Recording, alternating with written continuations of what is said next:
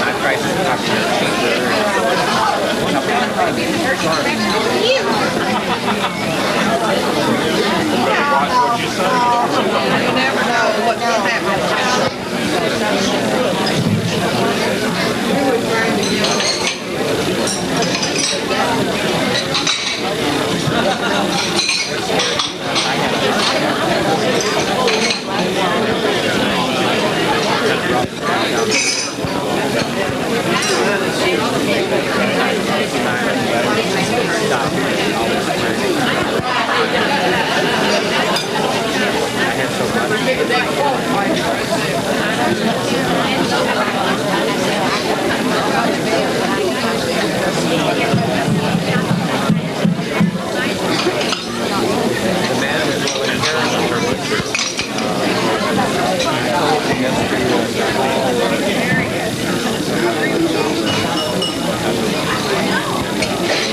Some of you are finishing your desserts. I would urge you to go ahead and do that. I think we need to get started.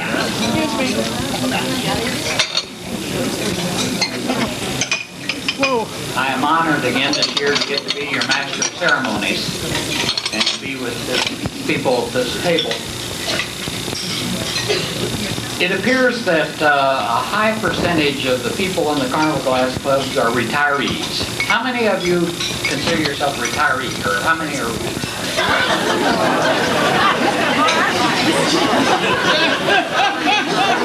Well, I can't believe it. But I am in my 12th year of retirement after having worked 40 years for Hallmark cards. And I find time really goes fast.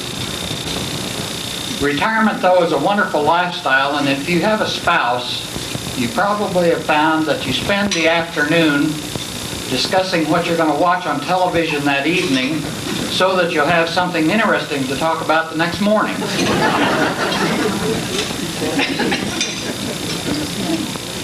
Some of the fellows that I worked with at Hallmark get together on Monday morning for coffee. And I go over and have coffee with those men. Their official name is the Hallmark Retiree Club. Their unofficial name is the Viagra Society. They were complaining for quite a while about the cost of Viagra, $10 a pill. And they were going to get up a petition and write their congressman or the Department of Health and Human Services about that cost. Well, and then they decided not to do it because there wasn't hardly anybody in the group that couldn't afford to spend $20 or $30 a year.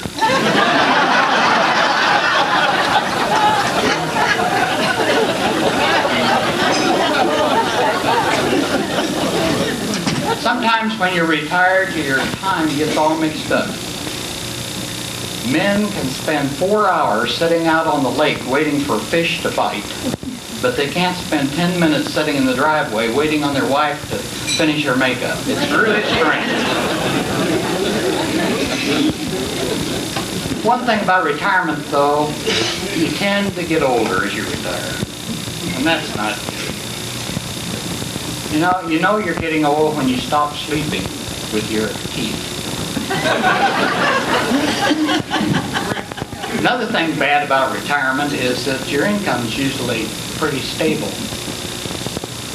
Somebody said last week the cost of living went up 45 cents a six-pack. But I'm glad the convention has finally arrived, because Joanne will tell you that I haven't been sleeping well the last 2 or 3 weeks thinking about how the convention would go. Some people count sheep when they can't sleep. I like to lay there and think about the world's deep, deep questions when I can't sleep. And here's some examples. Why is it when a building burns down, they say it burned up? If the little black box is never destroyed in a plane crash, why don't they make the airplane out of that same stuff? How can a fat chance and a slim chance be the same thing? If they arrest a mime, do the police tell him that he has the right to remain silent? What do you call a male ladybug?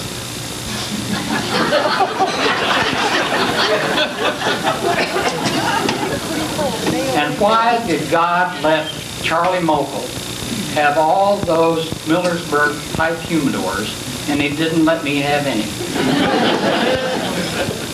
And finally, this deep question: how does Bob Grissom get all of that energy to spend 28 hours a day, 7 days a week on Carnival Glass? Somehow he does it. Bob's going to talk to you a little bit about the history of the Britt Award.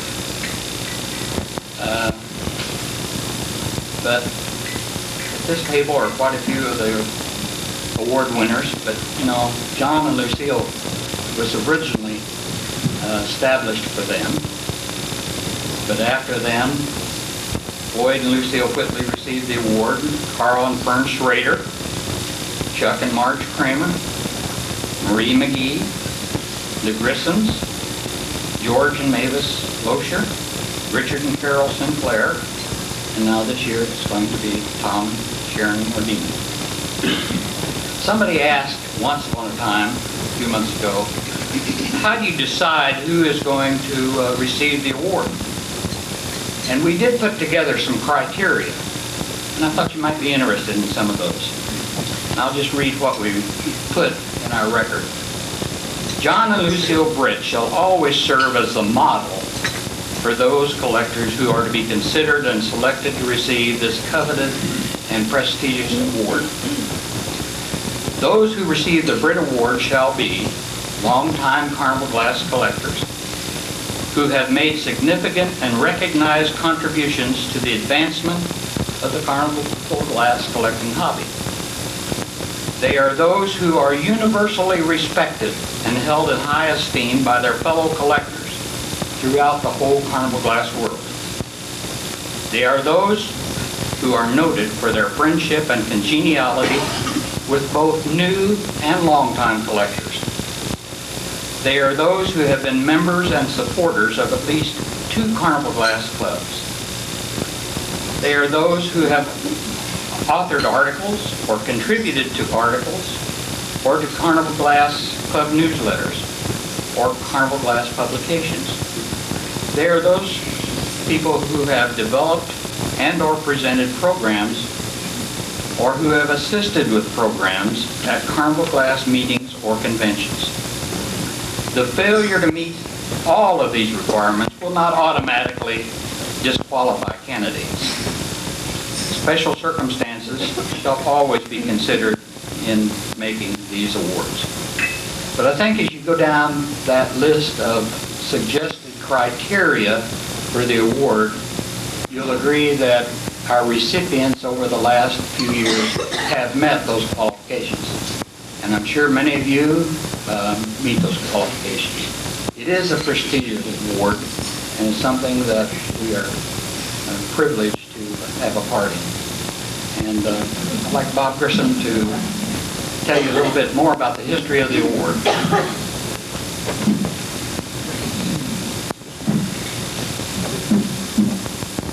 Thank you, Cliff. Well, as Cliff was saying, we started the John and Lucille Britt Award for Excellence in Carnival Glass in 1993. John is, those of you that were here that knew John Britt, knew the outstanding service that John provided to the Carnival Glass collector and to the betterment and to the future of the hobby of collecting Carnival Glass. John and Lucille, as you know, were always writing articles for nearly every publication that was being issued at that time, or they were asked to do. They put on programs, they traveled, they were selling the organizations, they were getting members, they were selling books, and whatever was possible for the promotion of Carnival Glass, John and Lucille were participating in that.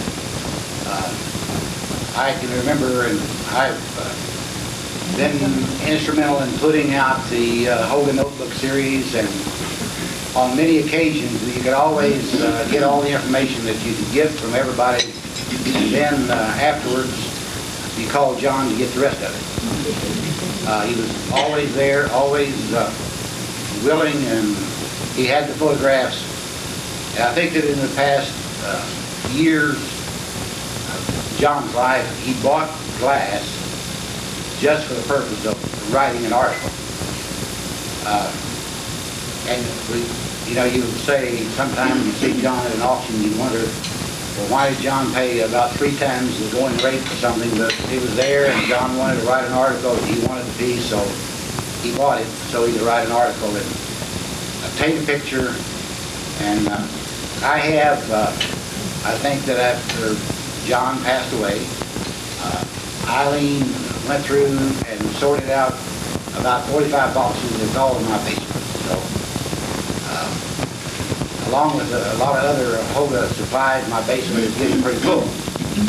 And I'm getting a little tired of all that space, that extra space I'm taking up. But anyway, I'm glad to have it and glad that we can keep that information. And maybe one of these years we'll get it put on the computer so that it's available through that source. But he had an endless supply of information, box after box. I think he saved every bulletin, and he must have been a member of every organization that put out a bulletin, both Canadian, English, Australian, American, wherever it was, he had that. So that's the type of person that we had as the example. And I know that it would be difficult for everybody to stand up to that example, but there are many people in Carnival Glass collecting that do their share and do their part also. But we were very pleased to start this award, and we've been issuing that award since 1993. And I think that we have honored some very outstanding collectors that I think we all respect and know and have a high regard for those collectors. And this year is no exception. We are very honored and pleased to honor Tom and Sharon Mordini for their outstanding work.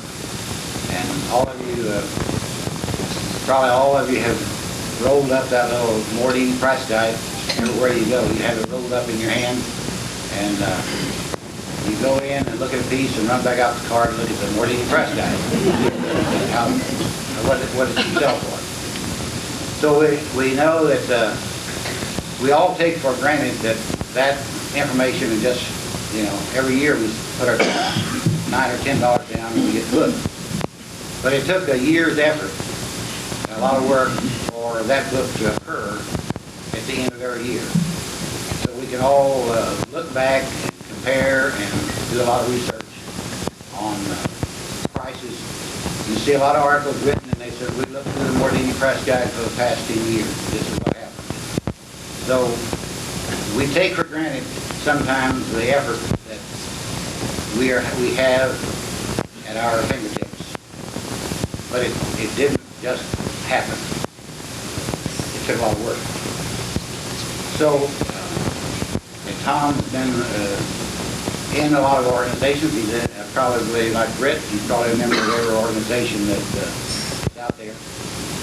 He has supplied programs. He has supplied articles. He's been an officer, and he put out the, I think, the Lincoln Land book bulletin, and then didn't have enough sense to get out of it, and now he's the ACGA bulletin secretary. So those bulletins that you get didn't just appear at the post office and you get them. There's efforts that went into putting those together. We hope that you don't take for granted those things just being there at the monthly rate or the quarterly rate or whenever it comes out. But you think about the effort that went in to put those out. So we do, again, want to say how much that we appreciate Tom and Sharon for your work and your effort towards Carnival Glass. And Hoga is very pleased on behalf of Britt to present you as our honoree for the John and Lucille Britt Award. And I would like to say that Lucille couldn't be here today. I think Eileen wanted to bring her, but she's in a nursing home, and the doctor felt it best that she didn't come. So Eileen will be presenting the award on her behalf. And thank you for coming, Eileen. But I know that Tom and Sharon would have been very pleased to have her present the award. But time does march on, and time evidently has an effect on all of us. So again, Tom, I know that on behalf of the Britts that they would be very pleased to make it.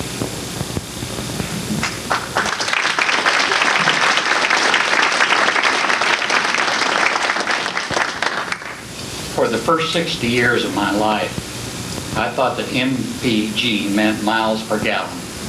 For the last 10 years, it's been Mordini's price guide.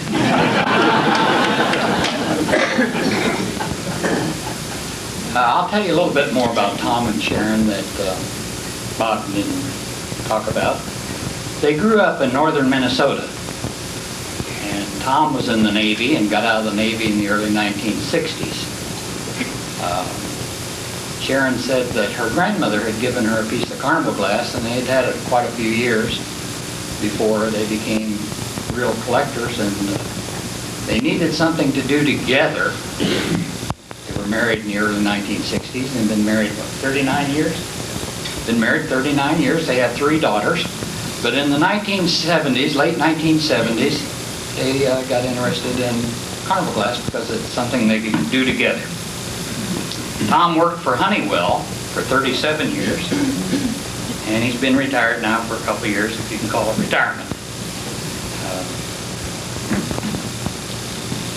They, as you all know, they do buy and sell some Carnival glass, but that's not their real reason for being involved in Carnival glass. The real reason is they want to help promote the hobby. And I think we can all agree that they do that.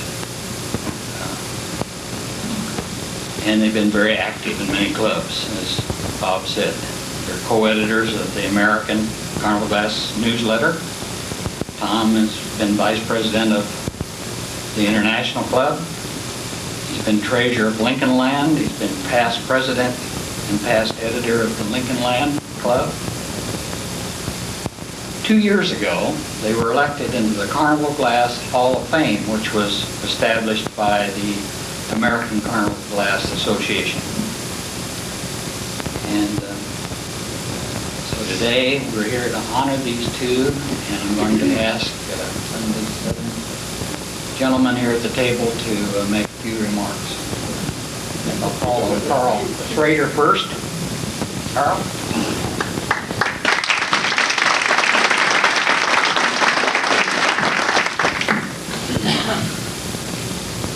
Good afternoon. My professional writer gave me this part here that I'm going to read to you, so you'll have to bear with me as you do with any politician, Dorothy, or anybody else along that line. I'm supposed to speak to the honorees, Tom and Sharon, and a fellow Carnival glass collectors. That's all you people here. It's indeed an honor to be a part of this tribute and presentation of the John Lucille Britt Award for Excellence in Carnival Glass. They are tireless promoters of great hobby. As many of you already know, they are members of many glass clubs, have held and currently hold positions of leadership. They travel all over the country attending conventions, presenting many seminars, attend all of the auctions, and provide us with a valuable tool for buying and selling glass for the publication of their annual auction price guide. Fern and I had the pleasure of meeting Tom and Sharon about 20 years ago through the activities of the Lincoln Land Club, and we continue to enjoy the friendship of this great couple. And our collection has been enhanced by Tom's efforts in locating some special pieces for us. They are truly deserving of this prestigious award. Enough of that, can't speak. And now, I'd like to introduce Tom the Tank Driver Mordini. After his accident, he now owns a tank built by Ford, if I may ask. I do not get paid for this job, so I can put in a plug. So now he's up with the rest of us tank drivers. NASCAR interviewed him because anyone who can survive his accident certainly can drive in a race circuit. But Sharon wanted two things. Number one, a high insurance policy, and number two, no carnival glass in the race car. So those are the only two stipulations, Tom, and you're ready to hit the NASCAR circuit. But seriously, Tom is, I call him a little John Britt, because without John, we need to go to Tom, and he's always there for us. And you notice at the convention, a lot of them bring him to the rooms to give them advice and to give his opinion, which he does, and I think very honestly. And of course, Sharon is Lucille, because she stays in the room and runs the business while Tom is out moving around just like John did. So they do a good job in the Tom and Lucille, the John Lucille Britt part of it. But you also should know that Tom was a very strong Catholic bachelor before he got married to Sharon. And he lived alone with his faithful dog. And I don't know where then Sharon comes into the picture as a dog, but anyhow. That'll be the next thing she said. One day the dog died.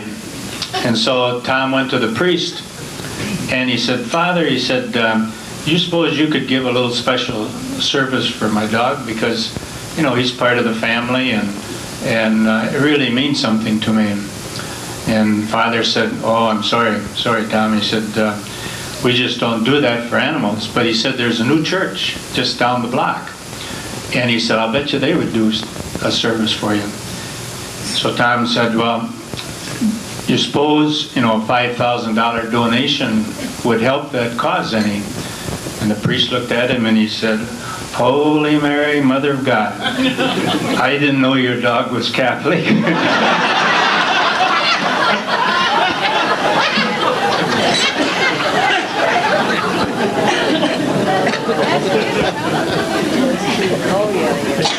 Well, anyhow, I wasn't able to contact the governor of the state of Illinois, but I was, excuse me, I was able to contact the mayor of the city of Freeport, Illinois. And I'm happy to read to you the proclamation that the mayor has given us. Whereas Freeport residents Tom and Sharon Mordini have been pivotal in the preservation of carnival glass, as evidenced by their membership in several carnival glass clubs. And whereas Tom Mordini is presently the Vice President of the International Carnival Glass Association and Bulletin Secretary for the American Carnival Glass Association, and whereas Tom and Sharon Mordini are the publishers of the Mordini Carnival Glass Price Guide, the listing of glass sold at auctions at the preceding year, and whereas Tom and Sharon Mordini have served as educational and banquet speakers at several conventions, and whereas Tom and Sharon Mordini will be honored at the Heart of America Carnival Glass Association Convention in Kansas City, Missouri on April 27th, the year 2001, where they will be presented with the John and Lucille Britt Award for Excellence in Carnival Glass. And now, therefore, I, James L. Gitz, Mayor of the City of Freeport, do hereby honor Tom and Sharon Mordini for receiving the John Lucille Britt Award, and hereby urge all citizens of Freeport to recognize and applaud their accomplishments and dedication. Further, we wish the Mordinis continued success in the future, proclaimed this day by Mayor James L. Gitz. We'd like to present this to the Mordinis.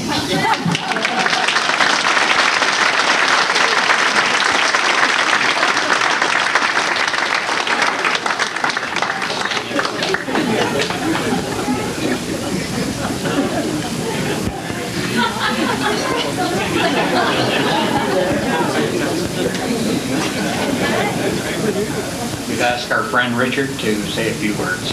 Richard Sinclair.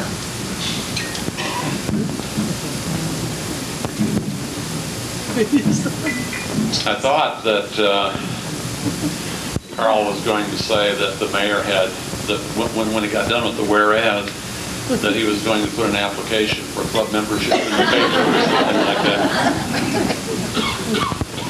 First of all, I'd like to say something about the John and Lucille Britt Award. One of the really neat things that I think that was accomplished by Hoga was to start the award soon enough that John and Lucille were here not only to receive the first one, but to present the award to most of the early people that won the award. And I think that that was a very worthwhile thing for John and Lucille. It's just nice when you can honor somebody when they're still capable and still here. Certainly they were the epitome of Carnival glass, and we appreciate Eileen being here. I decided that I would do a little bit of research, and so I did a computer search on Tom and Sharon. I wanted to get a little background on them. And the first thing I wanted to do is I wanted to be sure that I spoke about Sharon, not just about Tom. And so I did a thorough computer search in the state of Minnesota and surrounding states concerning dirt of things that had happened with Sharon and with Tom. And a very interesting thing happened. And when I finally hit enter, it popped up with Sharon and it said, no entries found. On the other hand, when I hit enter with Tom, I finally, it was probably about 10 o'clock at night when I hit enter, and I finally, at about 11:15, with the printer still printing, went to bed. And the next morning I found plenty about Tom. However, this is a good, clean organization, and so I'm not going to use any of that. I was thinking earlier that this is a little bit like a wedding, or perhaps should be like a wedding. You know when the preacher says, is there anyone here that knows good cause to not, let these people get married? And I thought about, well, maybe what I should do today is to ask, is there anyone here that would like to, and then I decided, no, I probably shouldn't do that.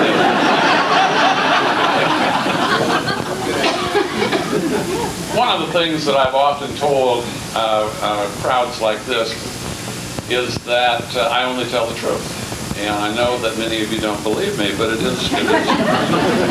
I only tell the truth. I exaggerate a little bit maybe sometimes, but I only tell the truth. And this is a true story. And it came from the horse's mouth, and in this case, that's Tom. He told me that early on, you see, you think that these two people know everything about Carnival glass, and you probably think that they've known it forever. And I'm here to tell you that that's not exactly true. Early on in their collecting, they made a contact with Marion Hartung. And she was a real guru of Carnival glass collecting. And she told them that one of the things that you should be sure to pay attention to is if you can find any Carnival glass that is signed. And of course that meant with the underlined N in the circle and, new art and, just a couple of little things. Well, anyhow, Tom and Sharon were off at a flea market. And Tom picked up a piece and he said, Sharon, come over here. I found a piece. It's signed. She said, oh, really? And Sharon looked at it. She said, it wasn't really that cool of a piece, but it appeared to be signed. And she said, what does it say? And he says, Nova, N-O-V-A. And she walked over and she said, Tom. She turned it over and it said Avon.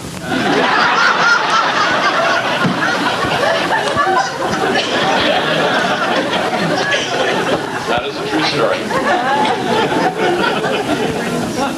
I don't know anyone that has put on more miles than Tom and Sharon. I honestly can't name anybody that has worked harder at promoting Carnival glass than Tom and Sharon.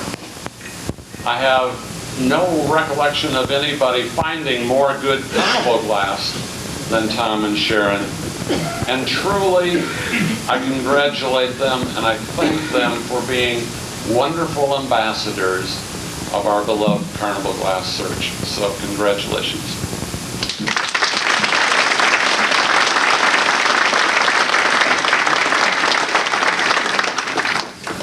We always need one serious speaker, so Floyd.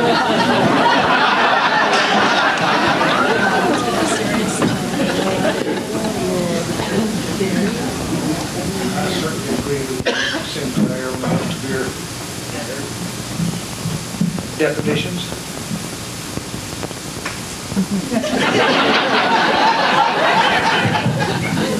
Tom, the previous speakers have pumped so much hot air in you that you look just like a little old fat Texan.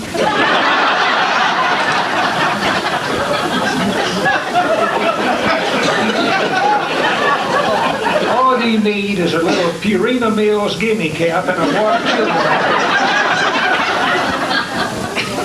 And you just blend in with the rest of us.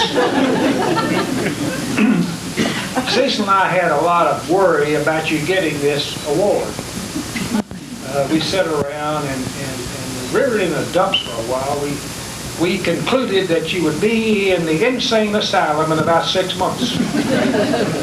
This is the first piece of glass that you've ever had your hands on that you can't run out and sell.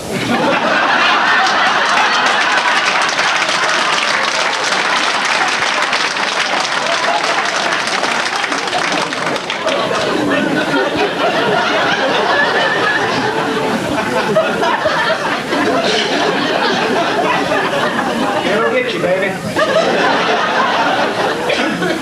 Speaking for Cecil and myself and a lot of people, Tom, you have really made a difference in our lives in Carnival Glass.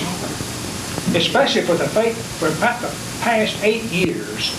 We've been down in Texas so busy fighting fire ants, grasshoppers, and Democrats that we hadn't had time to do much, and you found a lot of good glass for us. I know you've made a lot of happy people with good quality glass. I'll never forget, a couple of years ago I was at a convention and here come a guy running toward me with a beautiful, rare, good colored chop plate. The guy hadn't kissed his wife in 20 years and he kissed that plate 3 times on the way up to me.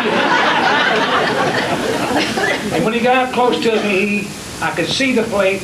I could also see that his shoes and his wristwatch was gone and his pockets was turned wrong side out. I knew he had just bought that plate from Tom Mordini.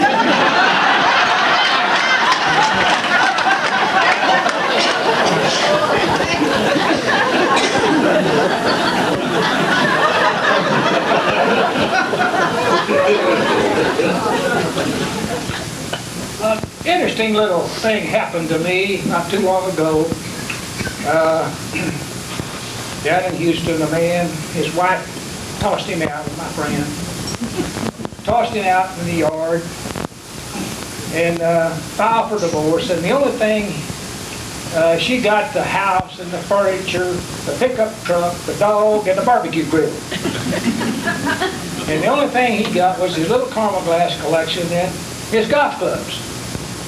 And so he called me and I picked him up and I said, we were looking it over and I said, well, how did you save the golf clubs? He said, well, I'm right-handed and those are left-handed golf clubs. Anyway, he wanted to go to a banker and borrow some money. So I said, well, I'll go with you. So we took him to a little country bank, talked to the president of the bank. You don't find many presidents of banks you can talk to anymore. Really, they've disappeared. Anyway, we sat down with him and the guy showed him his pictures of his Carnival Glass and his list and the prices, and he said, well, what makes you think those are worth what you're showing me? And I said, well, here is a book by Tom and Sharon Mordini that lists all the glass that was sold last year, and it's a very, very useful book, used worldwide for evaluating Carnival Glass. And so he looked through that. He said, are these people Italian? I said, he shipped that to me 5 months ago. Just sniff of it, it still smells like ravioli.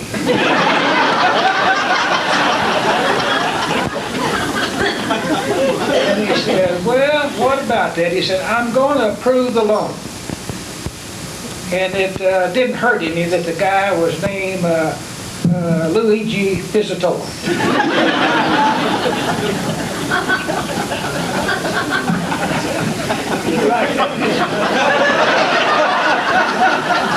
I thought that was pretty good. Anyway, Cecil and I, we get our little old tumblers sometime and get them down. And on the tumblers, and you've seen it before, kind of etched around the top, it'll say Joe 1921, it'll say Joe loves Sally. And we try to figure out where those people are. Did Joe write, say that, but Joe loves Sally because her daddy had a bunch of money, or were they in love and had a bunch of kids? And you try to make up stories, a little game about whatever happened to those people, you know, that's on your little old tumblers. And I can see 100 years from now, a bunch of people out in a little old flea market around a bunch of glass. Some gentleman picks up a little old cranberry, dinged up, dirty, dusty desk and reads on it and says, who the hell was Tom Mordini?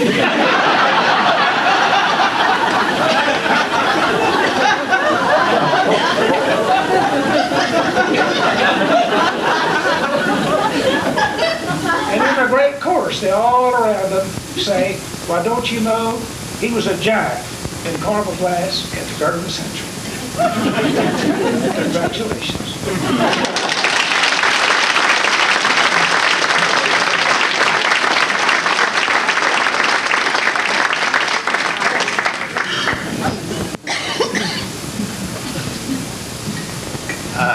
Tom and Sharon, I would like to say that I did have a call from Mavis Loescher, and she wanted to express their congratulations to you and say that they were sorry they could not be here because of his illness, and wanted to extend to you that they thought it was a well-deserved honor along with the rest of us. We'll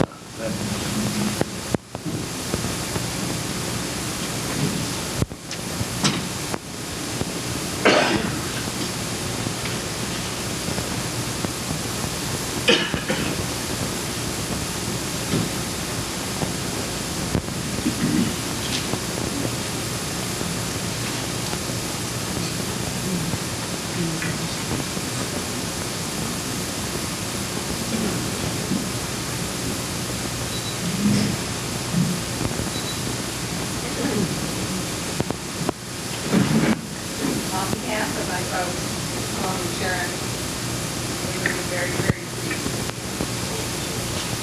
Congratulations.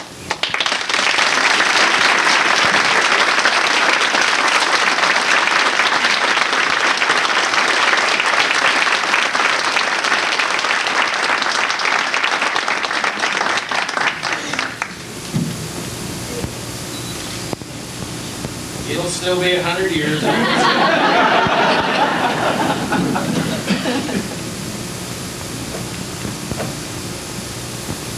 If you'd like to refute anything people said today. I would let my way.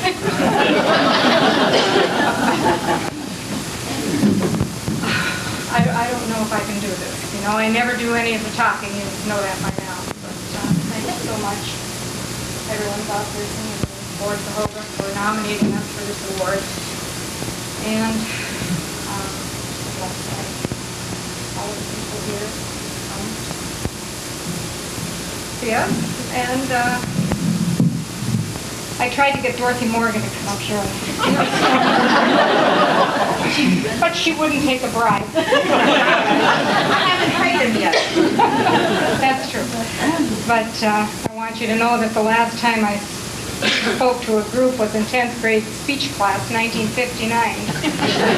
And I was told my talk was getting a little too long and tedious, and I wasn't supposed to read from my notes, and that I should take my seat. And that traumatized me for the rest of my life. But today I have my notes, and if none of you ask me to sit down, and I don't have to do this again for 42 more years, I think I'll be okay. I'm sorry Lucille couldn't be with us today. Her and I have shared a common bond over these many years. We always let the boys go out and play. Well, we did all the work. So it was work we enjoyed, meeting and visiting with all the people that came through our room. And Tom and I have been very fortunate to be involved in a hobby that we both enjoy so much together, and after 20 years, still the main topic of conversation in our life. And we do greet each convention and auction with the same enthusiasm, anticipation, and excitement that we did the very first one. And we hope we can continue to travel, collect, buy and sell, and most of all promote Carnival Glass for many years. And there are so many people in Carnival Glass that have given us guidance, encouraged us, and shared their knowledge willingly and enthusiastically. And we're very grateful for that. But most of all, we are thankful for the friendships we've shared. And once again, thank you so much for being here. It's quite an honor.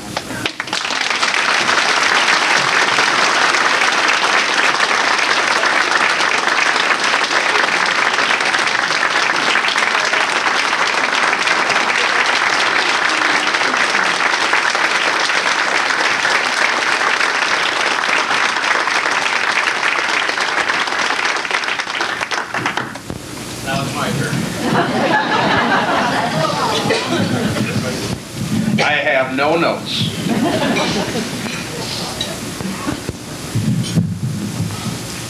First of all, I would like to thank everybody for being here. I'd like to thank the Board of Directors of the HOGA for nominating Sharon and I to this very, very prestigious award. We think about John and Lucille all the time. Our friendship with them goes back to almost the very first days when we collected Carnival. And I'll have a short little story to tell about that in just a minute. Carl Schrader, I want to thank you for going out of your way for getting this proclamation from Mayor Gitz in Freeport. For a while there, I thought you were just kidding, but this is real.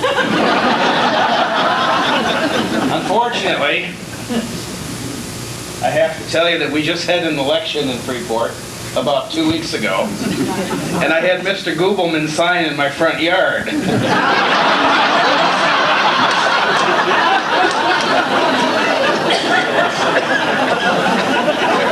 wasn't Jim Gitz, unfortunately.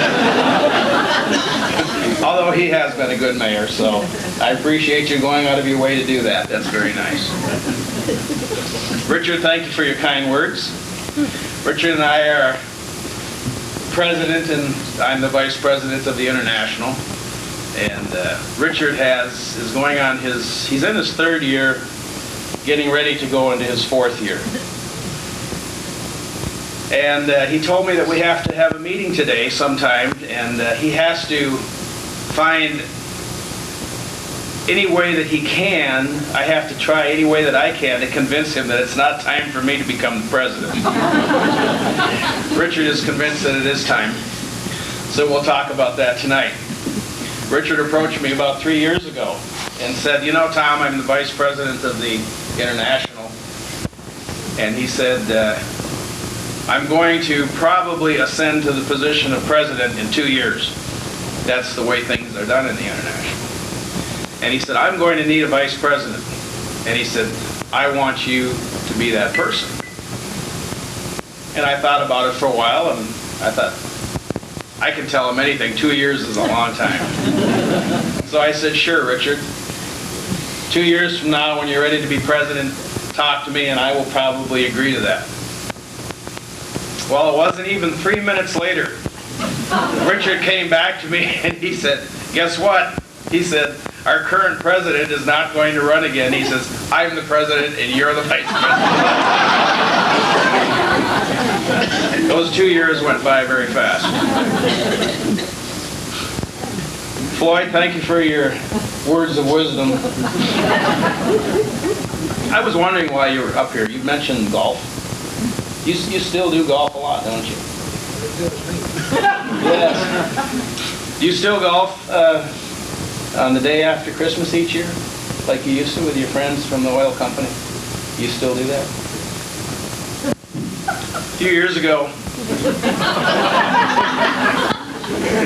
Floyd and his friends from the great oil company that he worked for were all together and they were playing golf. And one of them said, wouldn't it be great if the three of us could get together the day after Christmas and golf? We've never done that. And Floyd said, well, I can probably do that. The other fellow said, well, I can maybe do it too, but I might have a little trouble convincing my wife. And his third friend said the same thing. And Floyd said, let's plan on it. Christmas Day rolled around and they had a great time. And the day after Christmas, Floyd went to the golf course and here were his friends. Just the three of them. There wasn't another person on the golf course except the three of them.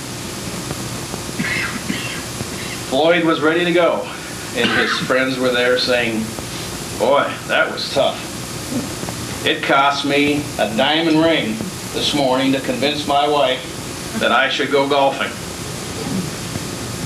And the other friend said, that's nothing. He said, you'll see a new BMW in my driveway. He says, that's a gift to my wife so that I can go golfing the day after Christmas. They both turned to Floyd and said, what did you have to do? He said, well, I can't believe it. You had to pay off your wives to come golfing? Well, what did you do, Floyd? He said, everything in our house is a mutual agreement. I turned to Cecil and said, Cecil, is it going to be sex or golf?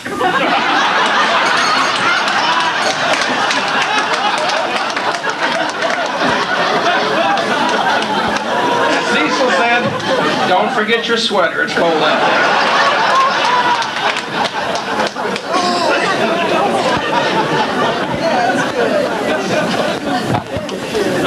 Okay.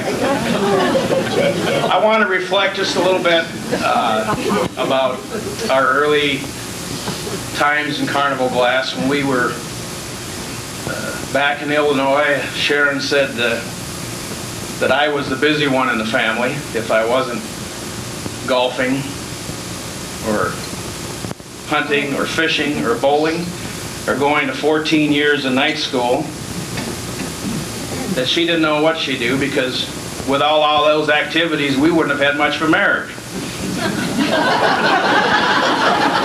She said, I wonder, is there anything at all that we could possibly do together? And we thought about it and she said, let's go to an antique show. There's one up in Monroe, Wisconsin. She said, we really have to do some things. So we did. We went to an antique show, and she promised me they'd have some coins up there. I was a coin collector at the time. And so I went along, and I had a great time. And looking at all the glass and all the different objects, antique objects, we decided that this might be a kind of a fun way to pass some time. So we started going to flea markets and antique shows, different things like that. And that started many, many, many years of togetherness, almost weekly, at least weekly, sometimes 4 and 5 days a week we would get together and do something. We love to come to all these conventions and attend the auctions 30, 35 times a year. And we do get a lot of traveling in. Sharon's grandmother gave us our first items in Carnival Glass. I believe it was a luster rose bowl, a tree bark water set, and a crackle bowl. They were all marigold. Nothing of any great value. But she still has all of those pieces today. And it kind of got us started in collecting glass. And after some time, we got interested in wondering what this stuff was. We didn't know it was called Carnival Glass. We didn't know anything about it. So we did a little research, and I discovered that this stuff had value.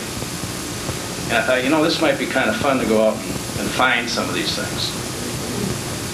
So we decided to go to a flea market over in Rockford, and I studied a lot, and I looked at this little luster rose bowl for a long time and checked the values of it. It was a little marigold piece. And we got to the flea market, and there was Carnival glass all over the place. And we looked and looked, and I'd pick up a piece and pick up a piece, and I didn't know if the stuff was too high or too low. But I did know about the value of a Marigold Luster Rose Bowl. So I looked and looked and looked until I found one. And it was marked $25, I think. And I decided I should be able to buy this for maybe $20. So I talked to the fellow, and we got the price I wanted, and I paid for it. I found Sharon, and I said, look what I got. She said, we've already got one of those. I said, well, yeah, but so what? At least we know what it's worth. So we went to another flea market, and she saw me looking at another Marigold Luster Rose Bowl. She said, we've got to change our Carnival glass collecting habit. She said, we got to try to buy something different. I said, well, I don't know anything about anything. So we went to a convention in La Crosse, Wisconsin. The very first one we ever went to. Don Moore was the speaker. Harold Ludeman had lugged his entire collection from Black River Falls, Wisconsin, over to La Crosse. He had rented I think he rented a semi-truck and set up that unbelievable collection of Carnival glass that he had. And even back then, it would be, even by today's standard, it would be considered a premier collection. We couldn't believe how much beautiful Carnival glass there was out there. And we looked and looked and looked, and I knew right there I just had to do a better job of educating myself. So we decided we didn't have much money. In fact, we had very little money, probably $100 to spend. We decided to look around in this convention and try to find another piece of glass. And that was when we met John and Lucille Britt. They were at that convention. And I didn't know the name John Britt from anybody. But I do remember going into his room and seeing not a large amount of glass, maybe 10 or 12 pieces in glass for sale on the table. And I introduced myself, and he talked to us for a while, and I saw that he had a green peacock tail variant Millersburg compo for $50 or something like that. I looked and looked, and he told me all about it, what it was, and explained it was Millersburg glass, and he was very patient. Spent a lot of time, and eventually I bought it. Went outside, and Sharon and I were looking at it. We were really excited. We had met somebody who knew something about Carnival glass, plus we got something different than a Marigold Luster Rose Bowl. And I thought, this is really nice. Now I'm really getting educated. So we looked around and looked around and looked around, and I looked at the glass here and I looked at glass there, and I couldn't find anything else. So we walked around a little bit more, and I went back into John Britt's room. And I went over, and here sat an amethyst peacock tail variant compo, which I was highly educated on. And I bought it. So that was our first exposure to John and Lucille Britt, and many, many hundreds of times over the next 20 years or so, I would go to John frequently, and he continued to educate me. And I don't know, maybe I even helped him a little bit, who knows. But it's an honor to have this award. It's an honor to have all you people here. I see a lot of you monthly at one event or another, and I see some of you only annually. And you know, they say you really don't know how many friends you have until you have your funeral. Well, I'm glad I didn't have to wait that long. And I'm one of the lucky ones to see that I do have a lot of friends. We have a lot of friends. Thank you very much, and God bless all of you.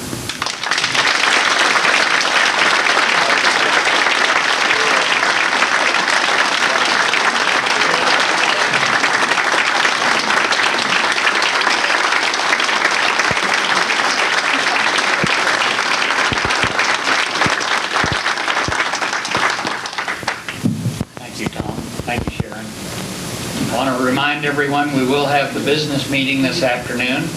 I'd also like to urge you to go by and look at the silent auction. If you have a booth in a mall somewhere, you might be able to pick up some real bargains at the silent auction, and it does help the club. Earlier, I said I hadn't been sleeping well lately. I did sleep well one night, but then I had a dream about Swede and Bertie. I think Swede is a retired salesman. And in this dream, one of his retired friends, who was also a salesman, had died, and Swede took Bertie to the funeral home for the visitation and the viewing. And Bertie looked down at the man and she said, "Oh, he looks awful, Swede. What did he have?" And Swede said, "He had South Dakota and western Nebraska." Once a salesman, always a salesman. Well, thank you for coming, and hope you have a great time the rest of the convention.